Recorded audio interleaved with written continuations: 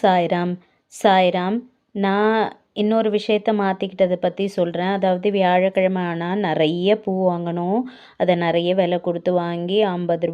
60 வாங்கி அதை பாபாவுக்கு கோர்த்து மாலையிடணும் அப்படின்லாம் அதுதான் ஆன்மீகம்லாம் நினச்சிட்டு இருந்தேன். அது கிடையவே கிடையாது சாய்ராம். நம்ம அவருக்கு ஒரு ரோஜா பூ வச்சா கூட சந்தோஷப்படுவாங்க. இல்லை ஒரு சின்ன துளசியை வச்சா கூட சந்தோஷம்தான் படுவாங்க. இல்லை எதுவுமே வைக்காம போய் அவர் முன்னாடி நின்னாலும் பாபா அதே சந்தோஷத்தோட தான் இருப்பாங்க.